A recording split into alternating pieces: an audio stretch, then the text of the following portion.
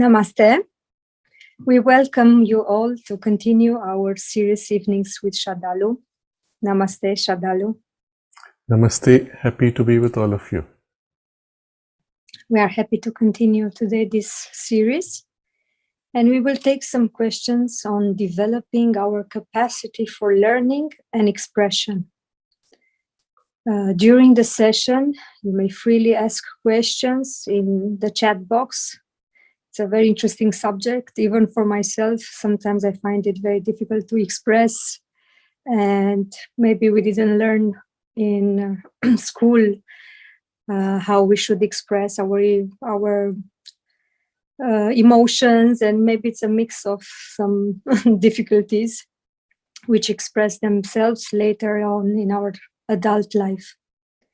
I will start with one question from Suraj. During my college days, it was difficult to understand or absorb the lectures in my class most of the time. Professor teaching used to go beyond my head, and suddenly, at the end of the lecture, the professor used to make any random students to stand up and ask to be repeated the topic, and I was unable to repeat. And while some students were able to repeat the topic very well, and from that, I have used to fear to sit in the classroom. So how do I retain or absorb the entire lecture, or how do I develop the better listening, retaining, articulating, and delivering abilities? It's a very good question, and I think most of the students would like to get some suggestions. As usual, I will take the question and broaden the scope and try to go as deep as possible into all that could be drawn from the question potential itself.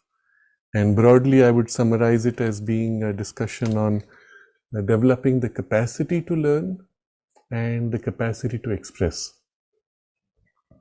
These are two things which, unfortunately, our existing system of education completely ignores, or whatever is developed is incidental, because as Suraj describes so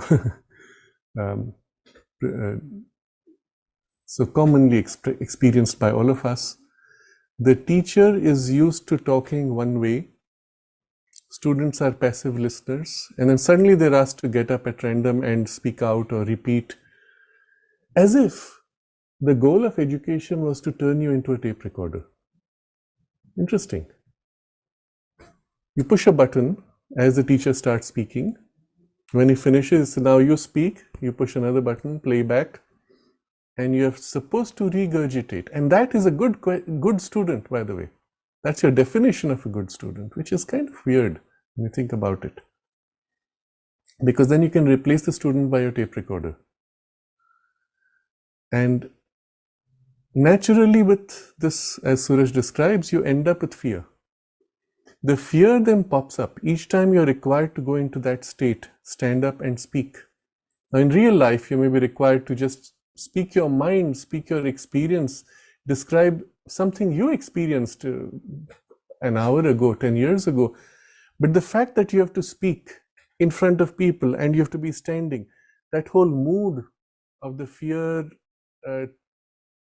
habit pops up, blocks you. Many children even develop sicknesses of various kinds, including stuttering, hesitating, mind blanking, etc., under that moment of the demand of the stress. All are the very opposite of what should have been done to develop the capacity to express. I've actually had students very capable, having much to say if it comes to that, and then going now into adulthood, who still find it difficult. They find themselves frozen at the age of 30, 40. They're frozen when they have to express themselves, and so they started avoiding, and therefore that capacity remains undeveloped. And then one question I ask, but haven't you ever experienced what it's like to be on stage and prepared for a stage theater show? No, it was never done in the classroom. It's interesting how poor, shallow insufficient our education system is. But all this can be compensated for, corrected for, irrespective of your age. Doesn't matter if you're 8 or 80 or anything in between. And so I would like to cover broadly a kind of a theoretical basis as well as point to applications and forms of practice that you could direct your development towards.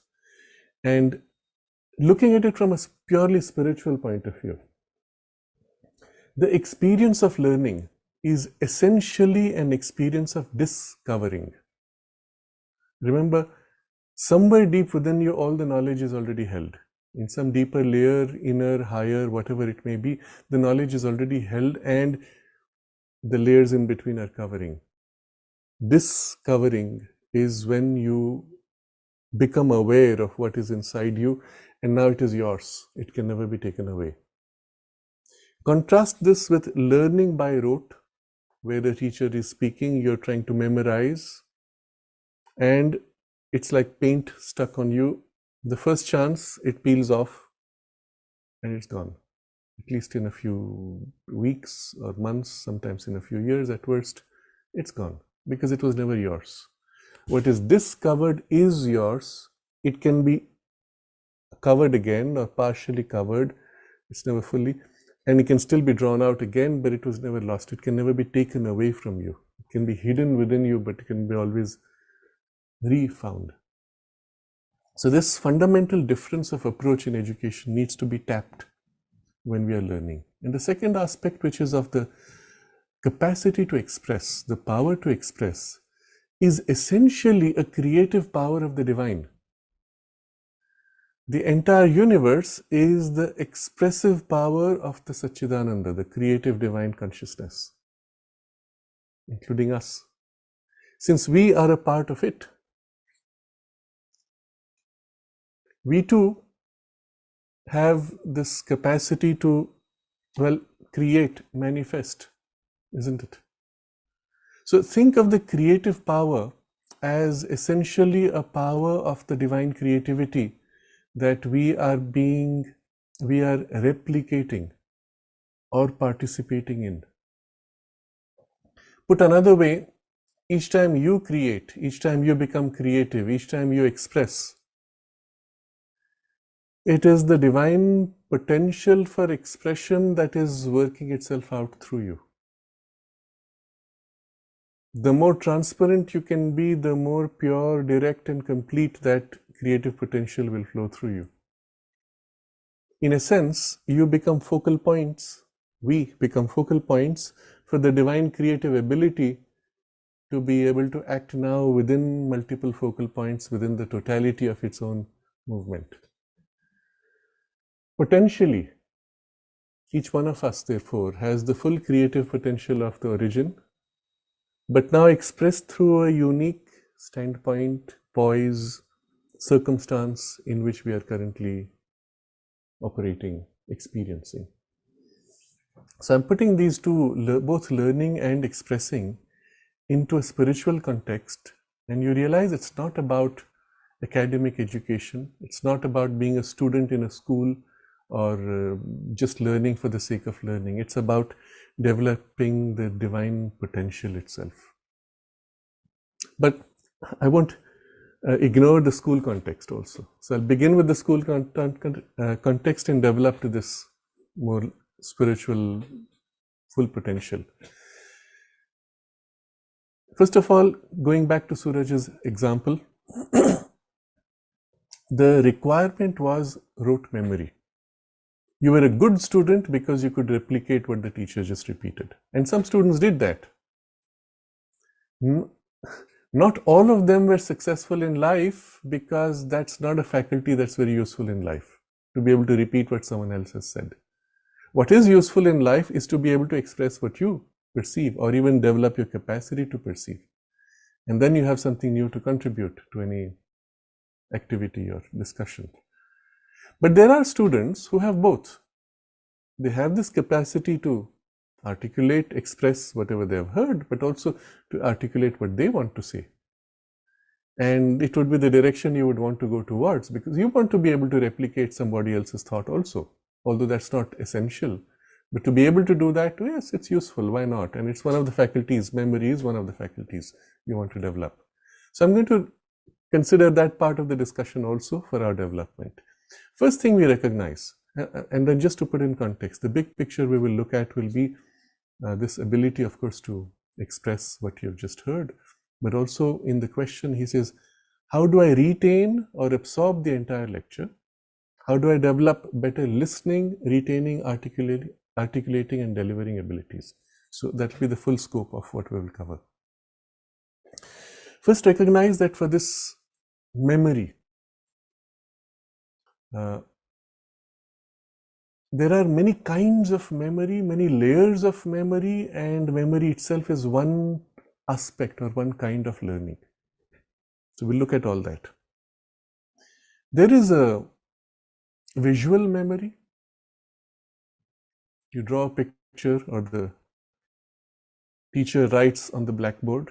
You see the text, you see the words, and you look down at your notebook and you copy. Or you don't have a notebook, you see that the picture is erased. In your mind, you retain the picture. And the teacher says, now write it out on the blackboard. You can go and pretty much recreate. Pretty much. This is a visual memory. Another will be an auditory memory. I can't retain the picture you've drawn, but I can recall the words you spoke. Interesting. Each one of us has one of these predominant. And there's a third type, which would be a kinesthetic memory. That is the memory of the touch. Until I've done it with my own hands, and it could include writing. So now that I've written it out in my notebook or on the blackboard, the act of writing is what imprints into my memory. Seeing is not enough, listening is not enough, writing out is my way, let's say. Now remember, all three are memory, or rather channels of memory. In principle, you should develop all three. As it is, nature within you has one of these more developed than others already. Now the error of modern education is to lock us into that which is already there within you as the thing that nature has awakened. Some of it has to do with your type, swabhava, temperament, biology, the gunas, and some of it to do with heredity. So it's a mix of various causes why it is one of these dominates. Ideally, in a good education, all three would be developed. All three kinds of memory: visual, auditory, and kinesthetic. Very likely the difficulty that Suraj faced, as many students do, is that their natural trend would be of an auditory memory or a kinesthetic memory. And what the teacher spoke or drew on the blackboard then is difficult to replicate because it was not a visual recall. Or it might be a kinesthetic memory, you heard the teacher, there was no picture, and so you could not recall. Or it's a visual type, teacher didn't draw, they just spoke and you can't recall. What you can do, let's say you are an auditory type, teacher is speaking, of course you are able to recall, but your visual type and teacher is speaking, you need to create pictures in your mind. You might be writing on your notebook, that's one way to do it. The act of writing fixes in your kinesthetic memory.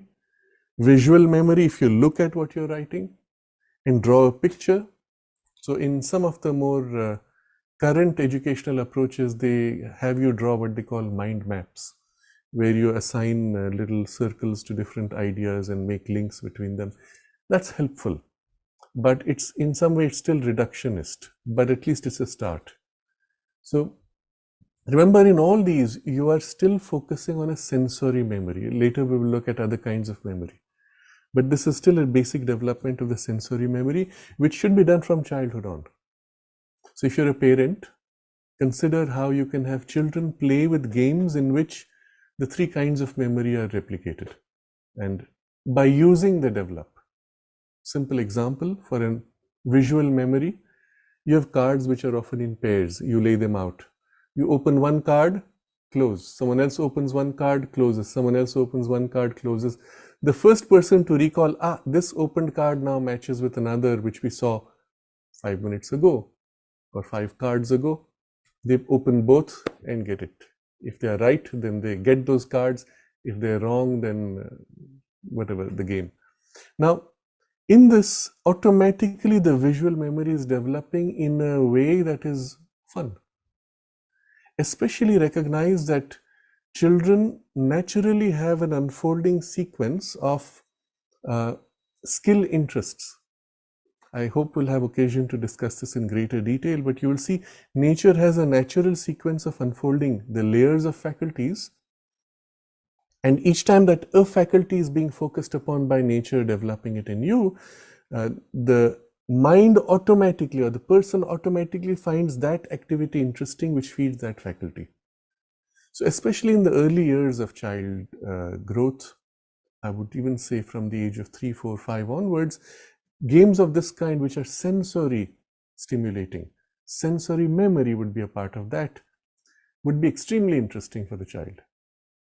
For the parent, instinctively there's a joy in doing what the child appreciates or is drawn to do at that moment, and that's part of the biology, instinctive programming that nature has put in the parent to care for the children.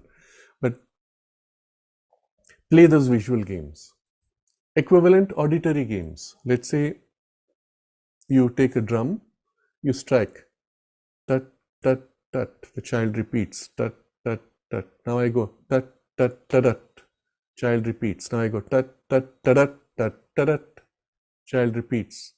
So you're making your length of the pattern, each time adding one piece, one piece, one piece longer. All the rest is a repeat of the previous. And so in the child's consciousness, the auditory memory is being built.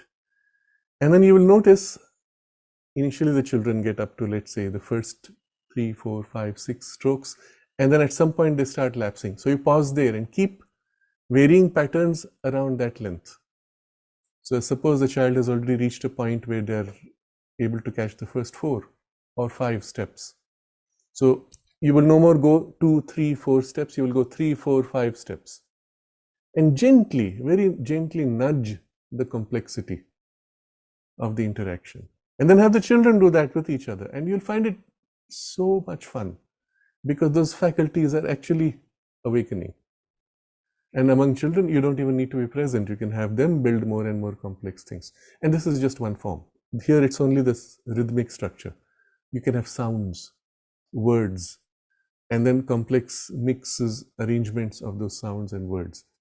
Instruments, different kinds, etc. All these would help towards auditory memory, which when sufficiently developed, I should be able to hear an entire song sequence and replicate broadly, at least humming the tune or catching most of the words.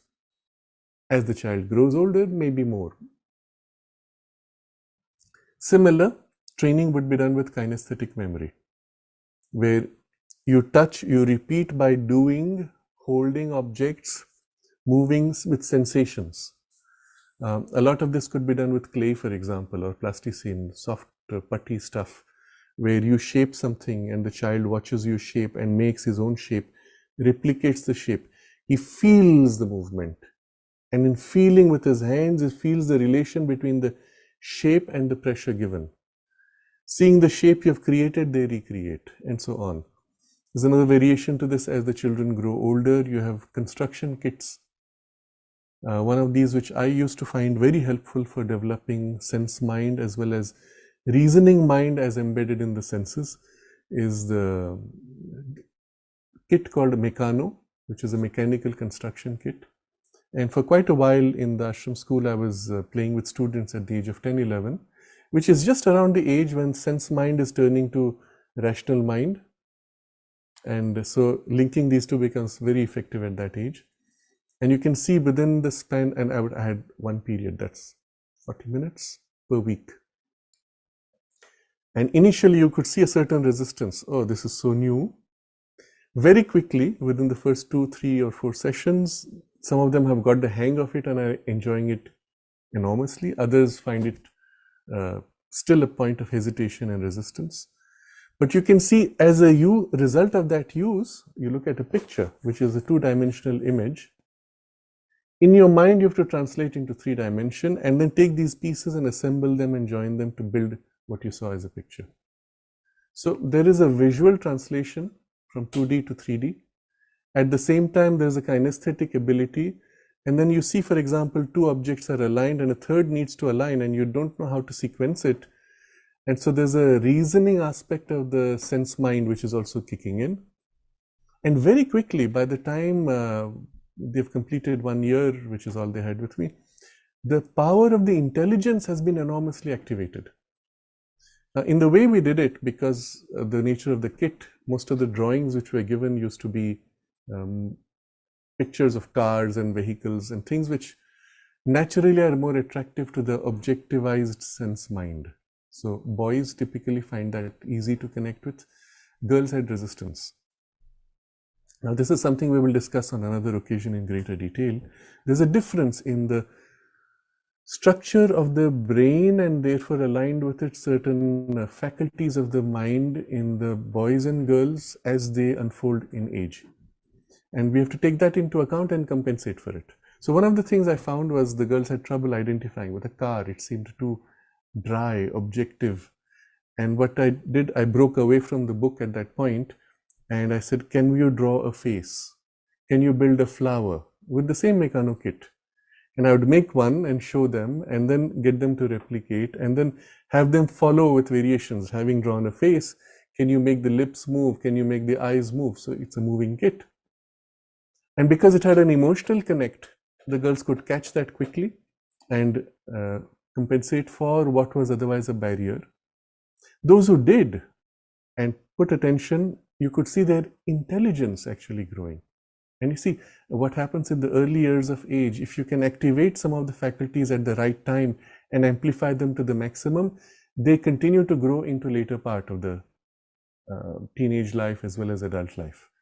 If at that moment they've been dulled and not developed, you cross the threshold of that stage of development of faculty, you move to other faculties. Now the mind cannot come back and redevelop these, or they are developed indirectly while trying to develop something else. Your memory is somehow dragged along, but it's always resisting and you never could give it the necessary free attention to develop that faculty. And so it remains as if half developed or a gap much later in life, often for the rest of your life, unless you force yourself to go back to that level, which most people cannot do. So all this is just to give you a backdrop of the importance of catching the right age when certain faculties are being developed. And so you see, we have looked at the visual, auditory, and kinesthetic sensory memories. Work on these at an early age and automatically in the classroom, in the situation that Suraj describes, you would have the visual, auditory and kinesthetic memories active because they've been sufficiently stimulated and awakened. Now the teacher draws a picture on the blackboard or speaks something out. In your mind, you can arrange those ideas, structure them, turn words into pictures, pictures into words, or even kinesthetic experiences, even without having to write it, because that faculty is integrated. Now, ideally, we would push for all three to be fully developed and allow them to integrate. You see, the fact of writing and looking at what you write is automatically connecting visual and kinesthetic. Listening and then drawing would be connecting the auditory and the kinesthetic as well as visual. So there are activities of this kind. Listen to music, feel the flow of the music, and draw to express the flow with colors, with movements, whatever form it takes. And you're making a bridge. All this is great fun at that age when those faculties are kicking in. Once developed, they're there with you for life. So to Suraj, I would actually say, do these experiments, play these games. I don't know what your age is now, but whatever your age, if you find it fun, take up some of these games and activities and push the boundaries of these three kinds of memory, and then the translation between one another. But this is still to tell you we are operating at the level of sensory memory. The next grade on top of this will be the emotional memory. Can you recall an emotion? Can you recall an emotional experience and articulate it? And this is very distinct from the sensory memory, you see. It's a different part of your consciousness. Can you recall an idea? Can you recall the conceptual content of the discussion or the memory? So I often had this problem because of a certain, let's say, extreme focus on the content of discussions. And even now I have this sometimes. I might meet somebody, have a detailed discussion with him going for an hour, 2 hours. Afterwards, I can recall with great precision all the things we discussed, all the key ideas which were covered, the sequence and structure. I even describe what the person's overall tendency of thought or limitation or interest was. But if you ask me what kind of clothes was the person wearing, I'm sorry, I didn't notice. What shoes color? I didn't notice. What was the face? I have to struggle. Because the entire attention shifted or shifts to the conceptual content, and the sensory content is almost ignored. At some point it becomes a habit. But if you compensate for that by actively putting attention, let me first notice what is the appearance. Okay, now that I've noticed, I can move to what is the feel. Now that I've noticed, I can go to what is the idea. And then you integrate. And then after you've done this a few times, automatically the thing tends to happen. You don't need to force it. So ideally you would do this from childhood, and therefore you won't have this problem later in life. There's a phrase, there's a word which is used very often today and popping up in all kinds of children today as a problem, and they call it dyslexia. One of the forms in which this appears, and there are many different symptoms associated, one of the forms is that the person mixes up words, mixes up sequences, or has gaps in their understanding, jumps in the logic. And at its most material level, it is confusing B and D, the mirror image, P and Q. Think about what that means. As a child, I'm sure all of you would remember, at some point in kindergarten typically, you had a confusion between B and D, or P and Q. And that phase lasts, in my case, I would recall, this is just by broad sense of memory, a few weeks perhaps. And then somehow the brain develops the faculty, and after that you never have a problem again. And I recall how it was done. The way instinctively the mind did it, it picked two sides of my body and identified one which I liked, and then associated that with the shape facing that side. So it is B in this way. D is the other way. And each time I looked at the text, it would go through indirectly through this alignment. As children, we were forced to do march past in the kindergarten. And during that activity, you have turn left, turn right orders being given. And often you at that age, you confuse. Later, you don't. In that transition where that faculty is being developed. So again, the hand would take on the right side, bend the finger, hold it tight, and this is right. And anything which is not this is left. So you find your own way of compensating. All children do that automatically, instinctively. What mechanism you use is irrelevant.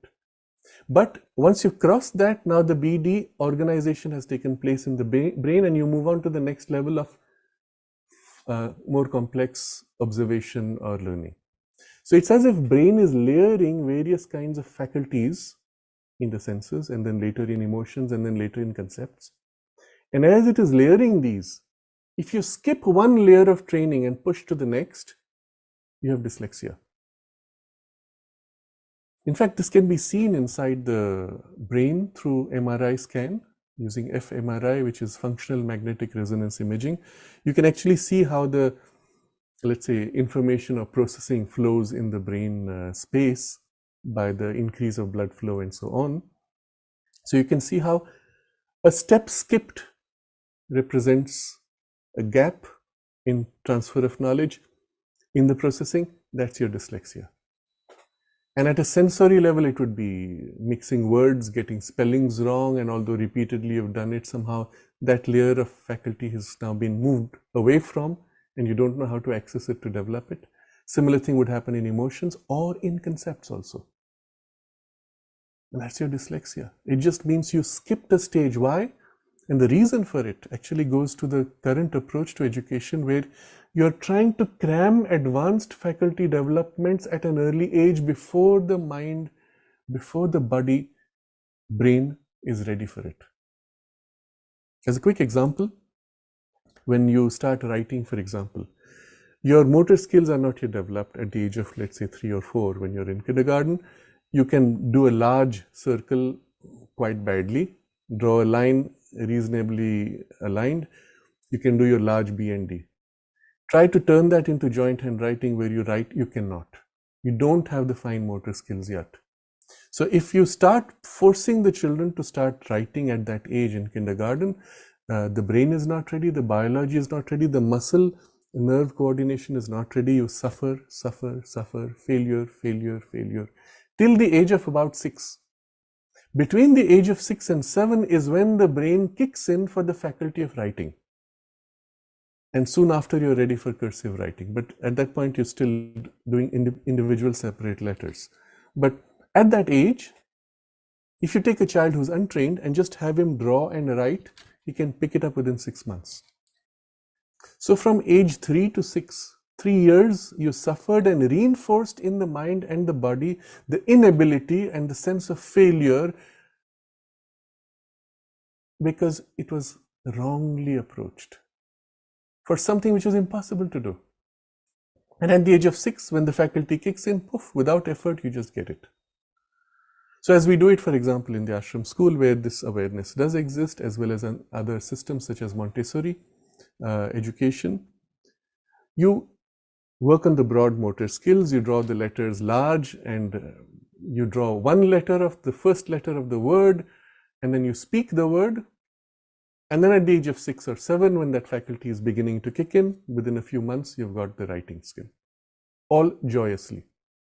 But if you forced it at the age of 3 and 4, the brain is trying to compensate for new learning, skipping the steps in between. That's when you get your dyslexia, the mirror image of B and D, and so on.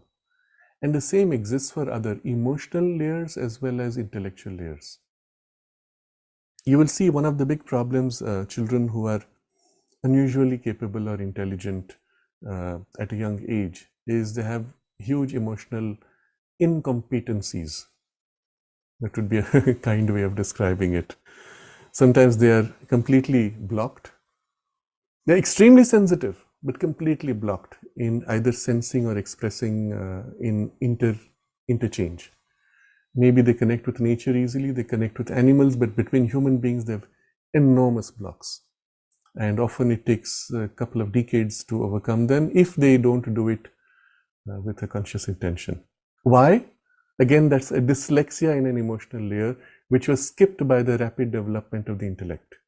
Now, I'm not saying that this is bad. If the child is ready and if the higher faculties are kicking in, no problem, but go through the sequence in between also faster if possible. Nature right now is pushing this in many individuals. She is pushing for the higher faculty development of the intuitions particularly. And so in certain children, the push is strong. As a result, you do get certain aberrations of this kind. Once we understand the rationale, we can compensate for it. And so, coming back to the emotional, yes, you can have an emotional memory.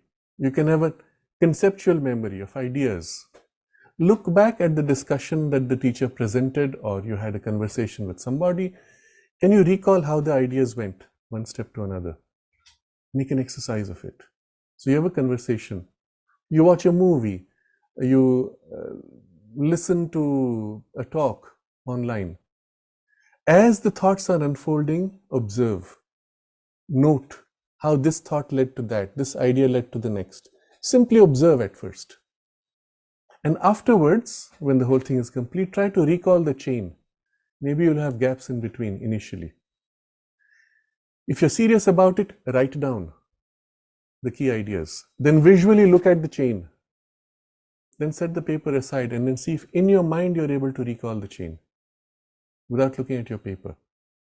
Once the chain has made sense to you, if there was a logical structure, you would be able to do it. But taking small steps in between, you're not skipping, jumping layers. It happens very quickly. You might need to write only 2 or 3 times for a half-an-hour lecture. After that, your faculty of recalling the chain sequence would be so sufficiently developed that you won't need that paper anymore, unless it's an unusually dense presentation with many key ideas. So put this into practice. Again, I give an example of how I went through one of the forms of this training. It must have been perhaps 12, 14 years old, and on the television in India, they began to show Star Trek, which science fiction that I was really fascinated with. And there was only a television in Vasantiji's house. So I asked to go there and watch every time that there was that broadcast. So my teacher said, yes, surely go ahead. And afterwards, please tell me the story. Not that he was interested, not that he needed to hear it, but it was his way of helping me to learn. So I saw the movie, as we all watch movies. Oh, it was so nice. You come away from the movie with what? A general emotional impression. Oh, that was such a good movie. What was good about it? Oh, it was so exciting. Oh, it was so moving. What was moving? You are not even conscious at that point of the different kinds or nuances of emotions, events, structure, presentation, sequencing of ideas, events. You're not even conscious.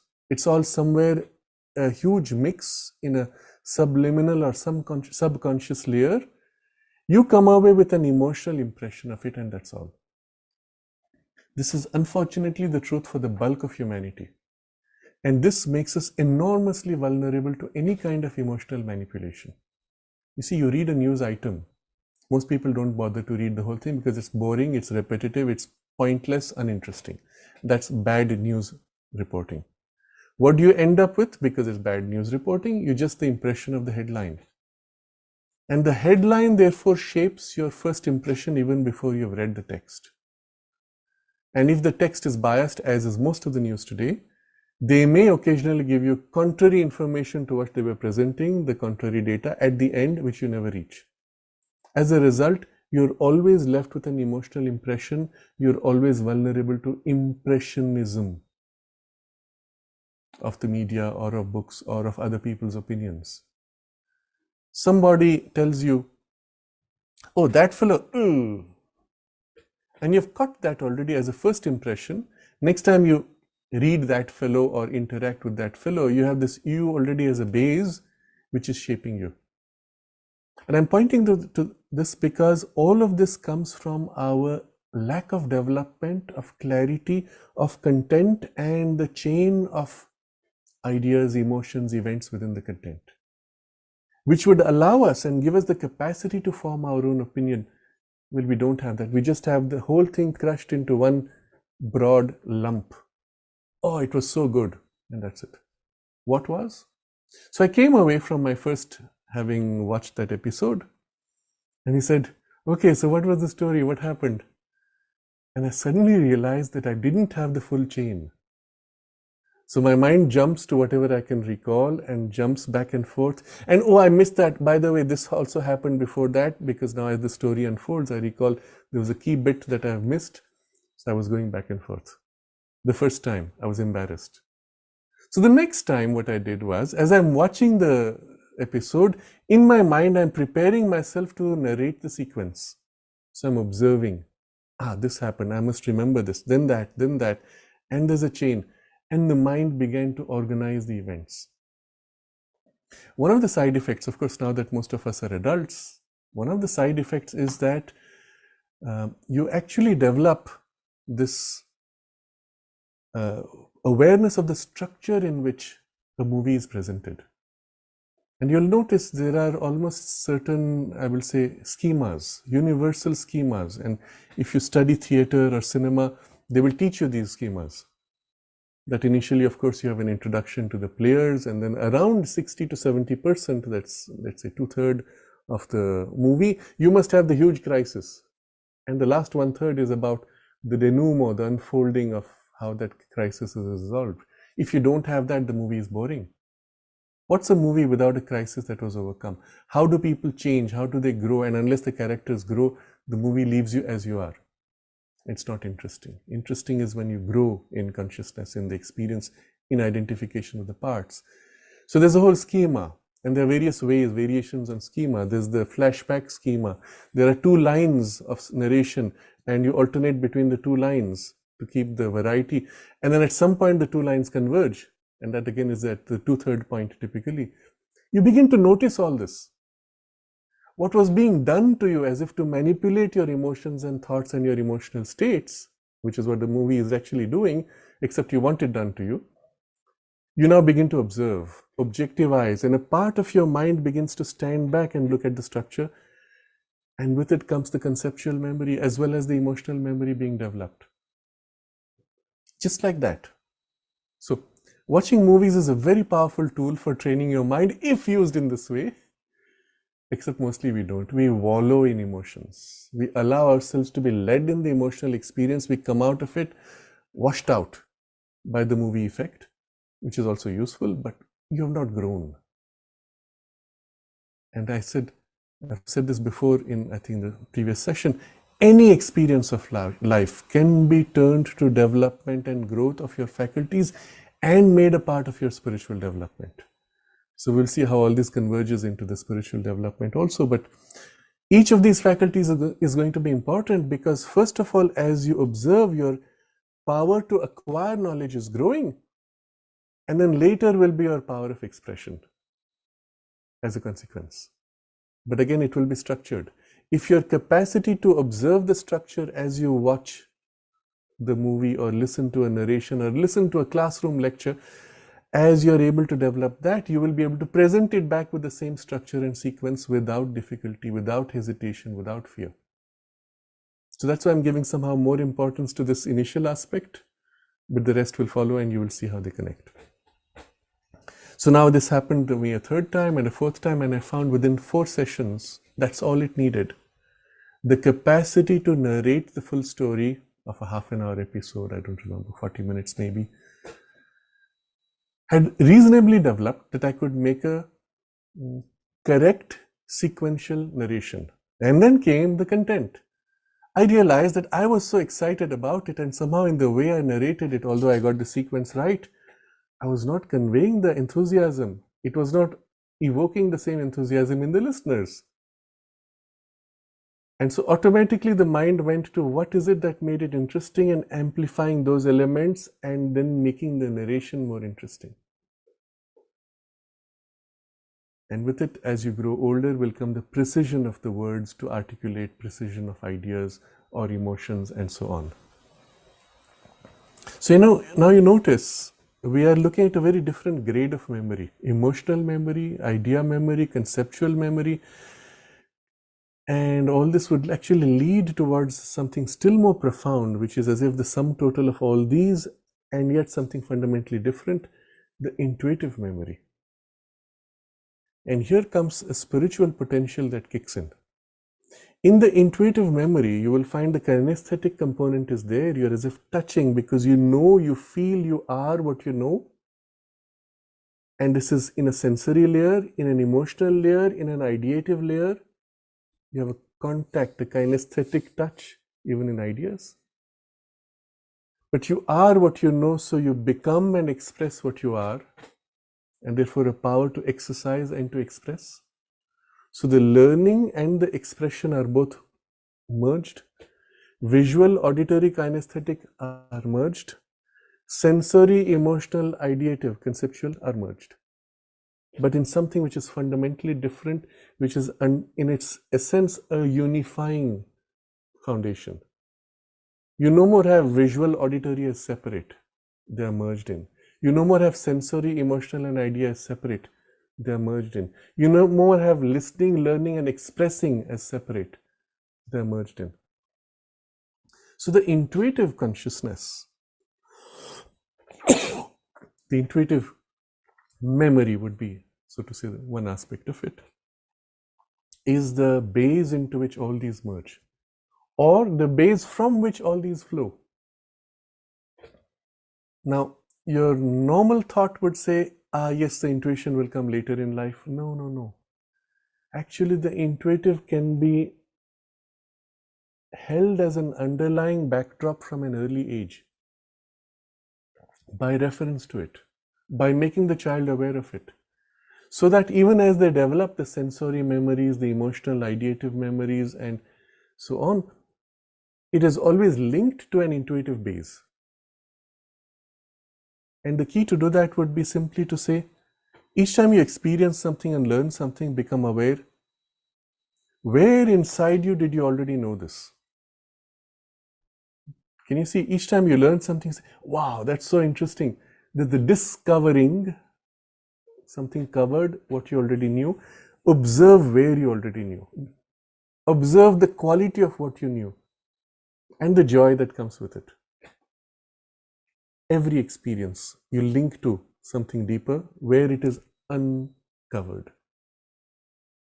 Now, when you start doing this from childhood, it works in the senses, it works in the emotions, it works in ideas, but each time you're linking to this, at some point this becomes the constant. And at some point, as you link to this in the contact with this, there is a further emergence of knowledge. So let's say in the classroom, you're going through a study of something, you say, wow, what a brilliant insight, idea, experience. You feel the resonance in the intuitive layer, and immediately there's something more that kicks in like a flash. Ah, yes, there's something more which now I catch, which was not part of the initial knowledge. And now you automatically begin to either express or perceive from the intuitive influence. And this can be started very early on, even before the child can speak in a way, but that's pushing it a little. But from the point you're able to observe experiences and have experiences, refer to this layer. You may not speak of it, articulate with the word intuition, but as it grows, notice that somewhere inside you, you knew it already. You tell the child. The child says, yes. Are you aware of that part where you knew? What else do you know there? Every time you learn something, notice that somewhere inside you, you knew it. Observe that. Bring that forward. As they grow older, you may give them a stronger, clearer vocabulary. Be careful not to dilute the idea of intuition itself. Shouldn't be reduced to just a superficial experience. So I won't use the intuition. I just say notice that some part in you knows. And this would relate more closely to the vocabulary that Sri Aurobindo uses. That our mind goes through three phases. The first phase is the mind of ignorance, where you don't know, and therefore you need to reach outside yourself to draw knowledge from outside, which leads to the second phase of the mind's evolution and development, which he calls the mind of self-forgetful knowledge. That means every time you learn, you discover, yes, I already knew, but I had forgotten. And now you begin to turn in much more. Instead of reaching out from outside, the outside becomes a trigger for you to learn to discover what was within you. And the trigger is all you need. Now what is discovered within is further discovers, further uncovers, sometimes in chains, which prepares the way for the third stage of the mind's development, which is the mind of knowledge. From mind of ignorance to mind of knowledge through the passage of self-forgetful knowledge. So we have not used the word intuition anywhere, because we will reserve that word for something much more profound. But still, it's an intuitive influence operating in these surface layers. And we have to activate these as early on as possible. Now, I've read many books, narrations, in biographies of some of the scientists, geniuses, because, well, that interested me, the scientists. One of the most interesting is Feynman. Richard Feynman is one of the brilliant minds of our age in physics. And there's so many interesting stories about him. But one of the things he used to do, and I immediately identified with it because I was doing the same, he would banter with students who were much older than him. So I think he was let's say at a certain age in college, just entered, and then the final year college students, they would be doing advanced mathematics, they would challenge him. And he would say, whatever you can tell me I already know of. So they would bring up a certain theorem, and he would say, explain it to me and I will tell you more about it. So they would explain it, and then he would say, yes, correct or wrong. So he describes in the book how he did it. Each time they would describe something, he would construct in his consciousness the model for it. So there's one particular theorem where you take an orange, divide it into unnumbered pieces, take those pieces apart, and then you can rejoin them to make a huge sphere.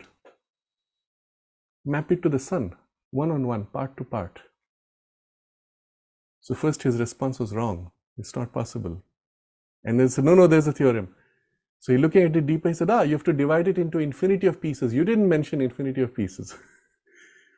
You see, you get insights. When you map it infinitely, then of course you can map any size to any size. Interesting. And so you can take any knowledge, however advanced, however abstract, and build within you a model which comes from this intuitive backdrop which has been activated. And it's the intuition feels and builds a model, and you get insights, even though you've never read or studied that thing before. So it's a way of preparing the intuitive consciousness and then activating it as you grow and unifying it with the surface layers of your faculties.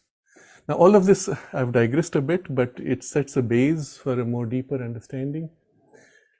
All of these are still talking about memory, but already we've seen how it's no more memory, it's much more than that. So the intuitive memory, so to say, is your underlying memory for all these memories, visual, auditory, kinesthetic, and then layered from the senses to the emotions to the ideas, in which in all of these you can get all three types of memories. All of these held together in a larger intuitive, let's say, substratum of consciousness. Which leads us to another insight, and we're still talking about memory. Another profound insight. In fact, memory exists in principle in all the parts of your nature, not just mind memory. There's the biology memory, and it's not kinesthetic memory I'm talking about anymore. It's the body remembering a state of illness or a trauma of some hurt, isn't it? That's also a memory. And now we come to the great insight which Sri Aurobindo gives you at some point when you study him. I don't remember now where, maybe it was in the Synthesis of Yoga, or perhaps again in the Life Divine. All consciousness essentially is a repository of memory. Wherever you have consciousness, you have memory. Or rather, wherever you have memory, it is only a quality or capacity of consciousness. So memory is not a thing in itself. It's a faculty of consciousness, inherent to consciousness itself. And according to which layer or part of consciousness you're dealing with is a memory faculty waiting to be awakened, developed, refined, and so on. And equally, we will say an expressive power corresponding to that grade of consciousness. Now you see how narrow modern education is when it develops only a very, what they call left brain, analytic part of the memory of the most superficial sense mind. In the emotional mind, in the rational mind, in the faculties of your reason, there's a memory of the buddhi, the discriminating intelligence, as distinct from the sense mind which turns through the biology senses and looks at the world outside. And that's also a memory, isn't it? And as well, there's an emotional memory and a physical biology memory. And that those memories can go into a subconscious layer in the working of your tissue and organs. You just give an odd example, but it illustrates this. I used to eat eggs for a while because of the boost of protein that I thought I needed. It was fine. I didn't like the smell, so I cover up the smell with pepper and somehow chew and swallow quickly the hard-boiled egg. Get it out of the way. At some point, an egg came which was rotten. And although it had been hard-boiled, it had such a severe smell that momentary taste and the body rejecting it left an imprint that for the next month or so I could not touch an egg or even think of an egg because of the severe response in the body. That's memory in the body. It has nothing to do with your mind's memory. I've forgotten that incident, but just looking at an egg evokes the nauseative response in the biology instinct. You see how deeply rooted it is. It is subconscious, and yet it's memory. And at that point, you can make an effort, consciously seep your conscious mind into that layer where the response is felt, tap into that memory, and then you can change it. If you can't tap into it, you can't change it, you're a victim. And this is what is often done in various kind of psychological interventions or other kinds of symbolic interventions, all done indirectly, which from a yogic point of view, you could do directly, go in and change. It's what hypnosis does, except somebody else is nudging or directing the awareness, penetrating with a suggestion into your subconscious layers or subliminal layers and changing or reprogramming, so to say, which you could do. So here's a very interesting insight. Every part of your consciousness has its own independent memory. Consciousness is a repository of memory, and potentially all consciousness can hold unendingly infinite memory. It is this which is the basis of what they call Akashic records. So the big mistake people make in understanding what is meant by the Akashic records is to give it a picture. And sometimes this is symbolically seen. In fact, it is seen symbolically when you go into those domains to try to tap knowledge from the past or the future. Edgar Cayce describes, you've heard of Edgar Cayce, I've mentioned him before many times. He describes how he would, in a state of trance, go into this, what he called Hall of Records. And it's like little cubicles. For everything there's a cubicle, and in the cubicle is a scroll with the knowledge. In fact, when Sri Aurobindo writes in Savitri, he describes the Hall of Records. I think it is in Book of the Traveler, Words, Canto 4, the secret knowledge. He describes the Hall of Records, and Ashwapati is gaining access to it. And when Mother draws with Huta, the paintings associated with this, she actually draws this kind of cubicle-like structure with scrolls inside. And when the scroll is opened, she has this hieroglyphic writing on it. The hieroglyphic writing is very suggestive. Because the writing on those scrolls, each writing is an idea experience intuitively held. It's not words as physical letters combining to form words which then become sounds which become thoughts. Each symbol is an experience. So it's the whole experience is symbolic. But when you've learned to feel and know and receive and express in a more intuitive substratum, you can absorb knowledge in this way, much more directly. And this should be part of our training program, by the way. But all this is to say that the Akashic records is retaining knowledge of everything that happened in the universe throughout time, but also everything that tried to happen as an impulse that tried to happen. And when you tune into a certain space and time, you experience, you relive those things which happened, but also you relive what could have happened or tried to happen, and you can't always distinguish between the two. This is the problem of tapping into the past. It needs a deeper intuitive discrimination and even a psychic discrimination to separate out what actually happened versus what tried to happen. Or the same when you look at the future in this way, you project yourself into the future experience of what might potentially happen. Well, it's one of many things which could potentially happen. Which of these is certain, or what is the essential component that is certain? To distinguish between this, Sri Aurobindo describes three things in the future perception. What is the most essential which is inevitable? What is the thing which can happen with variations, and what are the all kinds of variations that could happen? And distinguishing between these three is again a skill which develops, and it is part of the supramental working of the mind, which we may say overmental, because it's the lower ranges of the supramental in which he describes this kind of a memory action. And all of this is within our reach, potentially, because it's all the same consciousness in different layers, parts, and so on.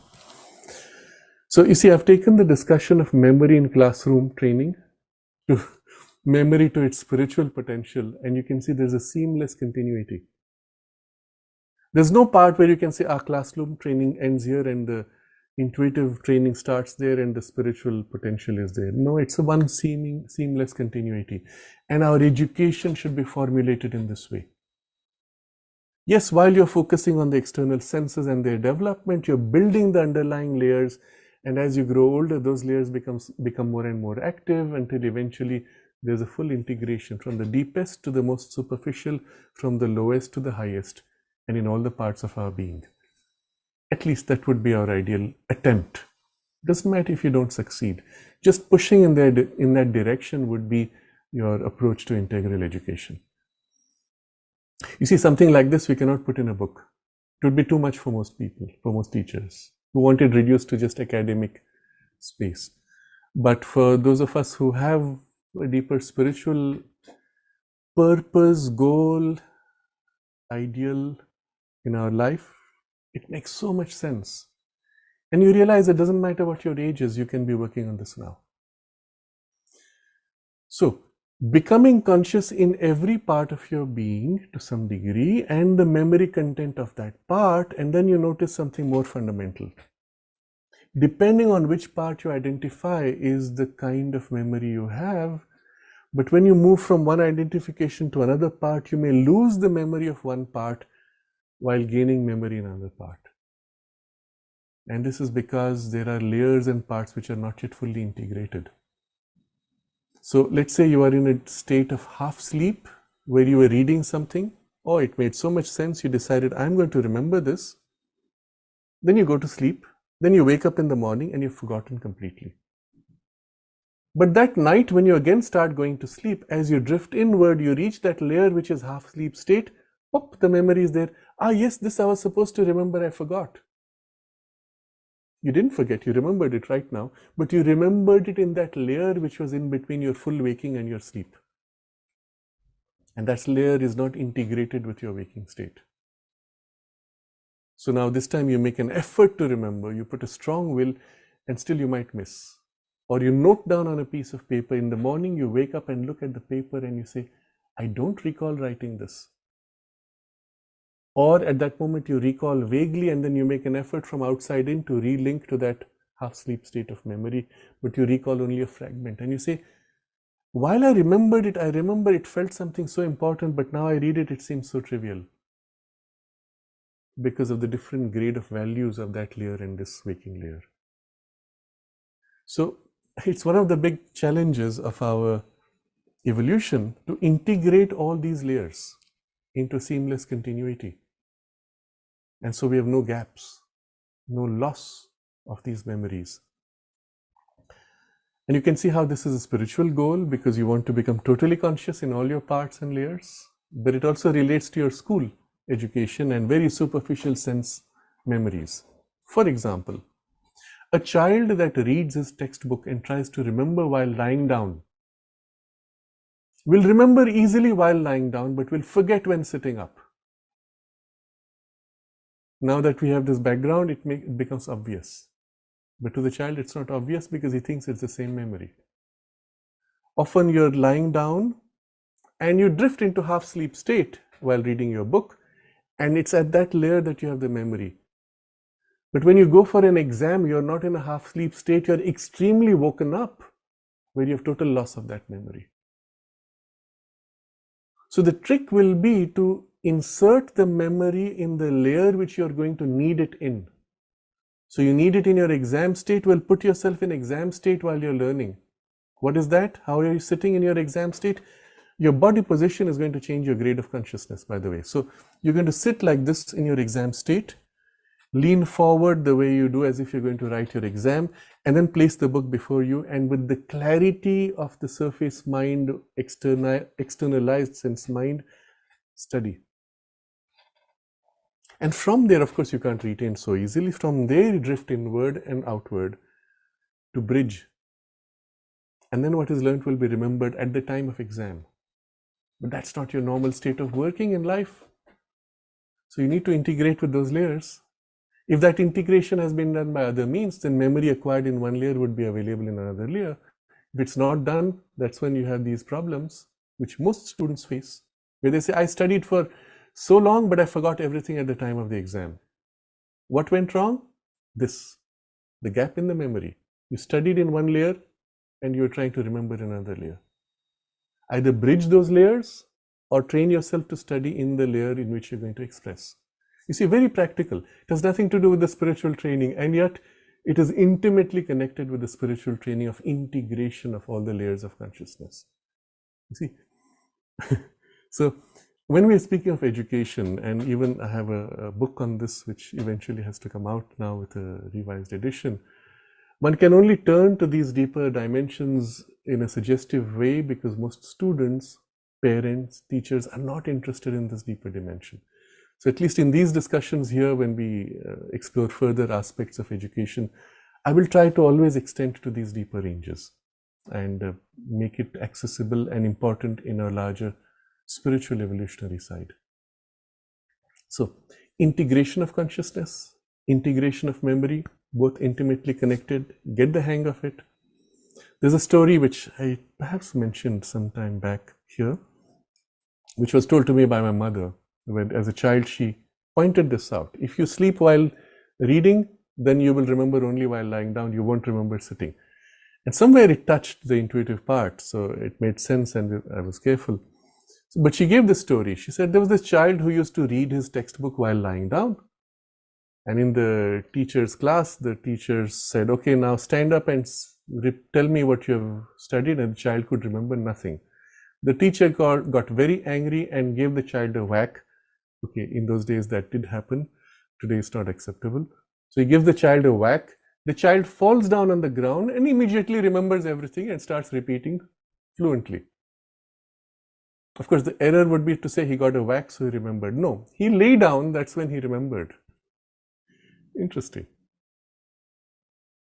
So be careful of your body posture, body position, state of mind, and consciously modify these as needed. Now there's a further dimension to it which I'm going to also touch upon because it has implications. I'm going to speak of theater subsequently as one of the means for developing power of expression. And one of the problems we all have with theater is stage fright. You go on stage, or the equivalent is stage of life. You're sitting for an interview. You have to make a presentation. In a discussion, you want to articulate your ideas and you have stage fright. Okay? So one of the ways by which you will train yourself to not have stage fright is to actually do it in the spot where you're going to do it, where you will perform. With the same lighting, with the same audience present. That's how you'll overcome stage fright, isn't it? Except they're not there. So what do? So I'll show it logically. First you go on the stage, visualize the audience sitting there. Visualize the lights and then do your performance. So initially you really visualize, put yourself into it totally, except now there's no one actually, so you can overcome your stage fright. But you'll still go through the struggle of overcoming it, and the act of overcoming will create a bridge. Subsequently, the visualization of the audience would become less important. At which point you can visualize the stage. Now you're at home, you visualize the stage and the audience and practice. And then later you only need to do it once on the stage for your dress rehearsal without the audience, with the lights, and overcome that. Push it a step further also. The direction in which you are makes a difference. So if you have practiced with, let's say, facing a certain direction and you have to perform in a different direction, you'll find the memory gets clouded. Because it's an experiential memory of the body, and the body feels the direction very much. So actually in your mind's eye, you visualize the direction of the entire theater where you'll perform, orient yourself in that direction, visualize the audience, and then in your own room, you're practicing. And it's as if you're infusing into all these layers of memory of the parts where you're going to have those fear reactions, the habit of this. Now extend the principle to whatever it is that you have stage fright for, including the interview that you're going to have. And you see how you can apply the principle. So the state of consciousness of your overall being, not just body, all the layers and the way they're integrated, is, so to say, the base of memory in which you will retain and recall. And then you will integrate with other layers. So at one stage, eventually the integration will be good enough that you won't need to do all this. But I think this would be a sufficiently broad discussion on the memory training and development. as only one aspect of learning. There are other aspects of learning which I'll quickly touch upon, and then we will move to his other questions about listening, retaining, articulating, expressing, and then we'll touch on writing. So you notice all this was one aspect of learning, which is the memory aspect, but there are other kinds of learning, other kinds of, I will even use the word genius potential that we have. And we could describe it as practical learning. You go into a certain space with no prior experience. You watch people doing things, you absorb, you assimilate, and then you're able to do the same things. Let's say you go to a carpentry shop, metalwork shop, artistic workshop, whatever it is. You watch, you observe, you absorb, and then at some point you're able to replicate. And sometimes you're building a house. You have a complex mix of many of these skills and faculties weaving in together. And there are people with no effort can look at the situation and, yes, I know what I have to do. There's a kind of a practical, in the body kind of intelligence applied in the physical senses. Similarly, there's an applied learning in life. You're facing a certain problem, there's a stress of 10 different options, pressures, and it's as if you find your balance between all those and apply it there. And this could be taken to any kind of specialization, including materials, ideas, emotions, artistic spaces. There are people who walk into a room, look at the arrangement of everything, and they know exactly what they need to do to set it right, to bring harmony and beauty into the space. And there are others who are totally lost. They get lost with pieces. They can't sense the whole and the balance of the whole. Again, these are faculties and kinds of learning which you can train and develop. Need to be in our educational system. There's also a different kind of learning, which is interactive learning. You learn through participation, interaction, expression, going back and forth between each other. So all these are different kinds of learning, of which memory is one kind of learning. I'm just giving you now the broad sense of learning itself. And in principle, we would want to touch them all in our academic time. If not, as you grow older, you enter real life, will tap into all these. In Suraj's question, he then summarizes his whole question to, how do I retain or absorb the entire lecture, or how do I develop better listening, retaining, articulating, delivering abilities? So I'm now going to look at each of these words and touch upon some of the principles there. We won't have time to do the whole question today, but I'll touch upon a few things and then maybe elaborate on it next time. The capacity to listen, and maybe we can merge it with retaining. The memory aspect we've already discussed. But what is it that makes you effective in listening and retaining? What is the condition of consciousness in which you can listen and retain easily? Is when your consciousness is like a sponge. What makes it like a sponge, automatically, spontaneously, effortlessly absorbing, is a state of complete stillness, but also entirely alert. Now, in the way we grow up, and to a large part I would blame again the educational system, you are made to be excitable when outwardly turned and conscious in the surface parts, or when you turn inward, you become sleepy. So it's as if these are two extremes which are opposites. It's very sad that the mass of humanity has been programmed into these two opposite conditions. If you go in, you go to sleep. If you come out, you're excitable. Actually, the key to everything, all learning, and the key to access of inner and higher ranges of consciousness and the spiritual potential, is in the thing which unites these two: complete stillness with total awareness. That state has as if been broken up and pushed into opposite contradictory states. And so training ourselves to enter this state from childhood would be one of the keys, as a result of which all your attempt to grow, learn, express, change evolve would become enormously easier. As an adult, you're indirectly getting to this state in what we would call some kind of meditation. But in practice, what people do is they catch the word called meditation. What does it look like? Oh, people close their eyes, I close my eyes, and then I slip into a daydream. A kind of a half-sleep, wandering state of mind.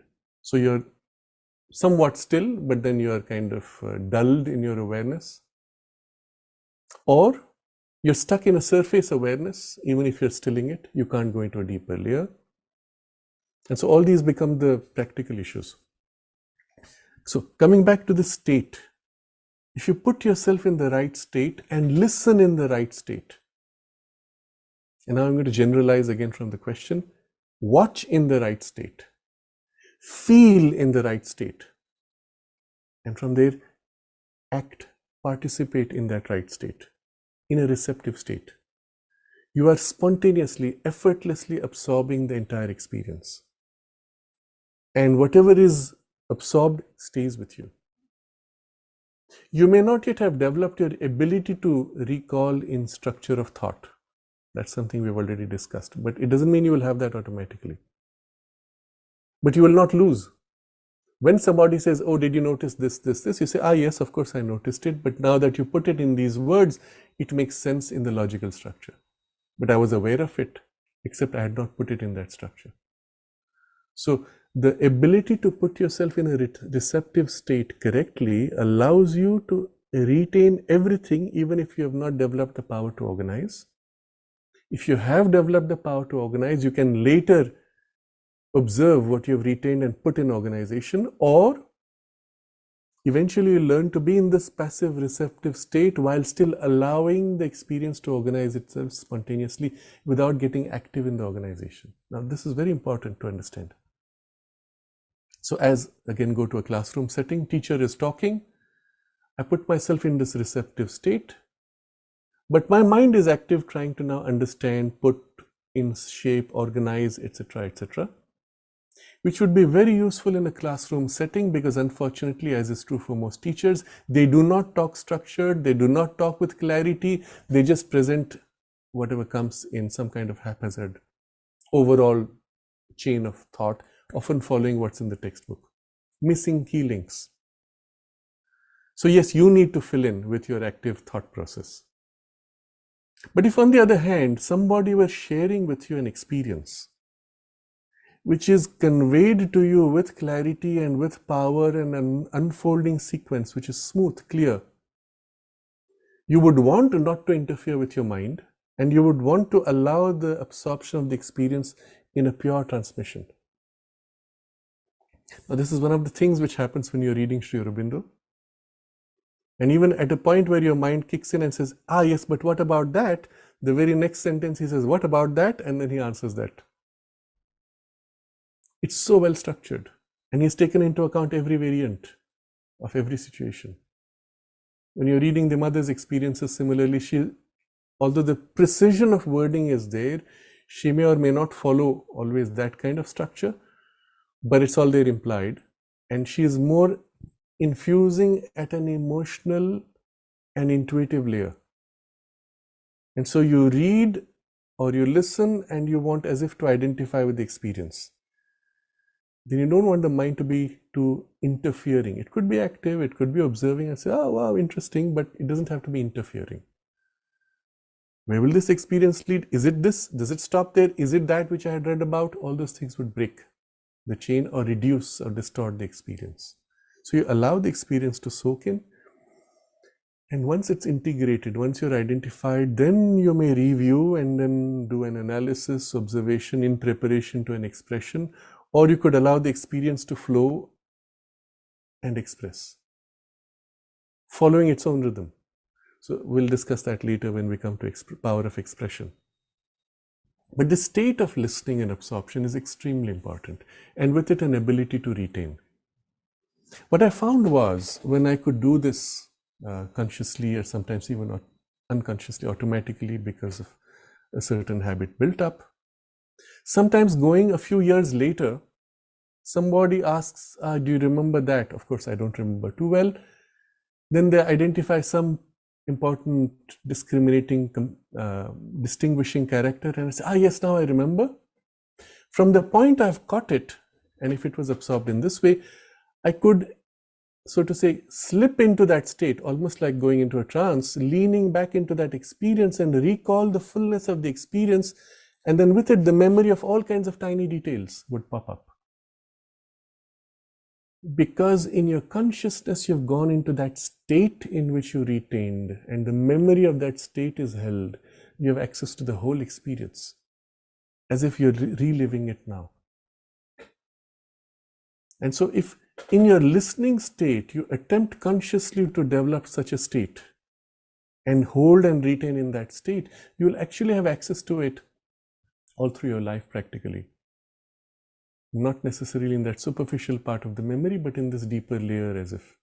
And sometimes you need a link from the superficial to the deeper, but then once having got that link, you can get back and recall with extraordinary precision, sometimes even precise words. And these kinds of experiences completely blow away the biological theory that it is your brain that holds the memory.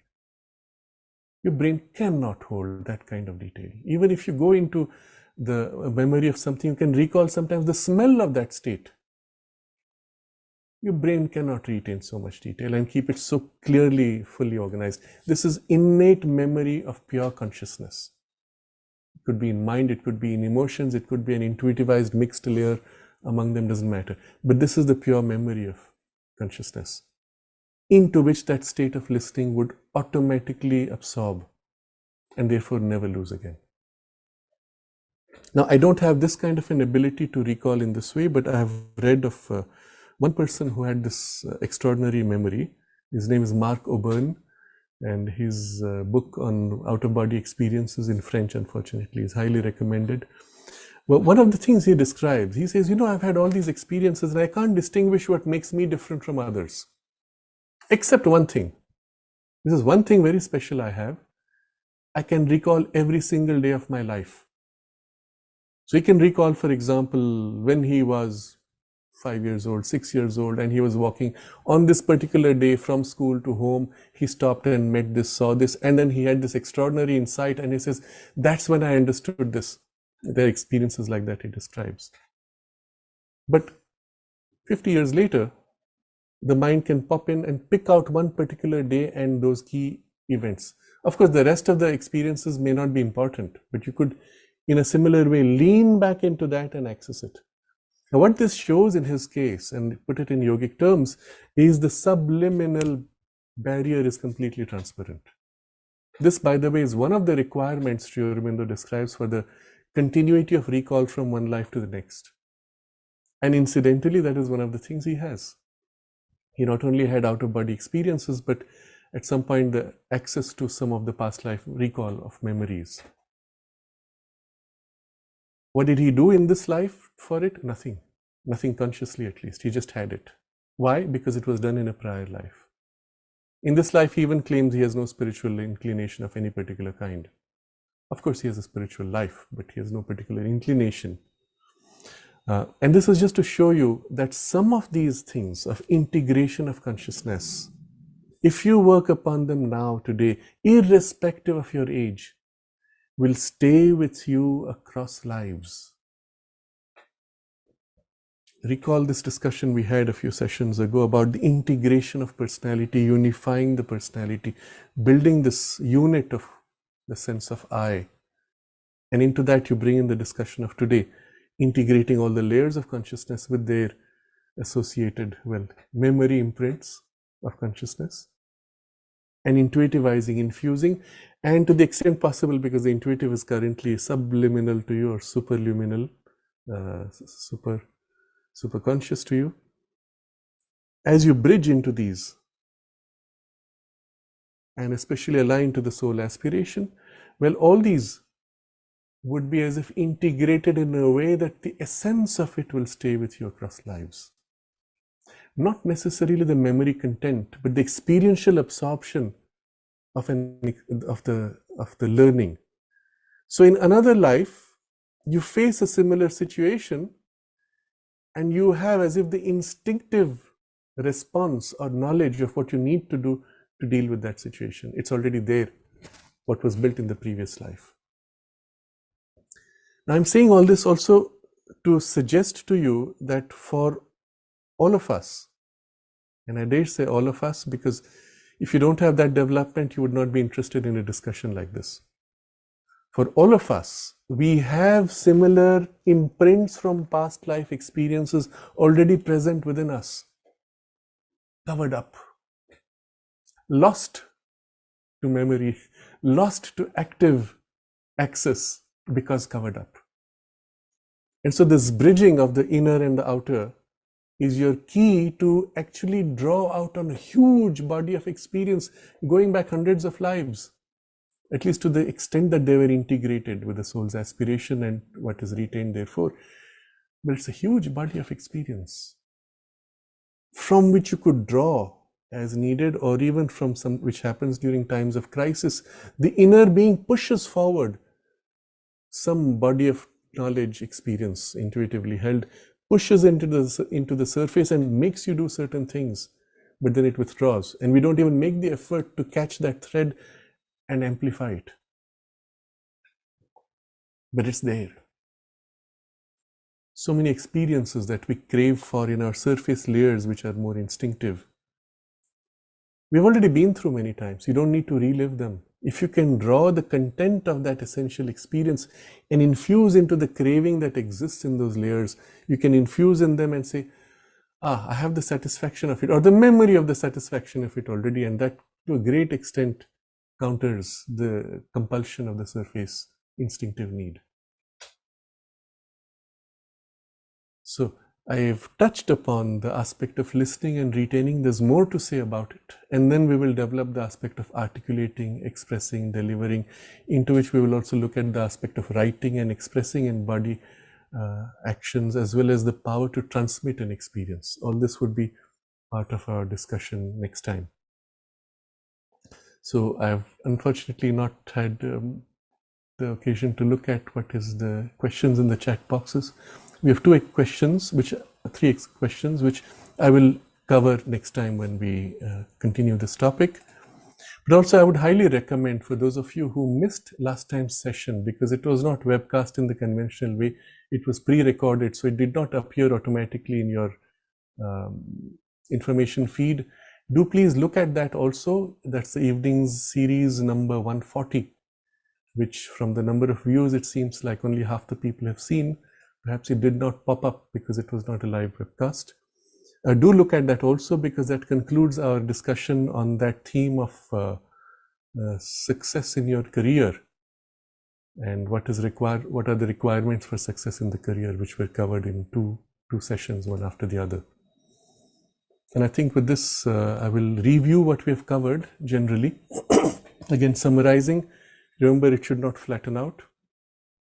Looking at Suraj's question, we looked at learning itself in a broad sense, of which memory is a small part. We looked at the memories which are visual, kinesthetic, and auditory in our senses, but also from the sensory memory, the emotional memory, conceptual memory, and the intuitive memories, into which all these unify, which should become increasingly a base for us.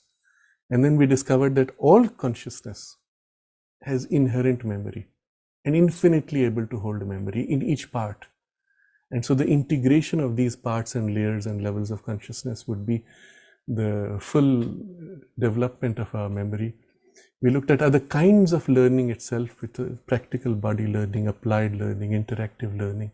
And we touched upon the first base of what is required to put ourselves in the state for listening and retaining any experience, not just your classroom experience, any experience. You go into a beautiful space in nature, you absorb all that nature is gifting to you now. But for that, you have to put yourself in this state. Entirely awake, aware, but utterly still. But not make the mistake of being awake, aware only in your superficial parts, in all the layers that you can access, inward as well as upward. Entirely expand your full scope of awareness as much as you can and bring it into utter stillness and receptivity, and hold that poise.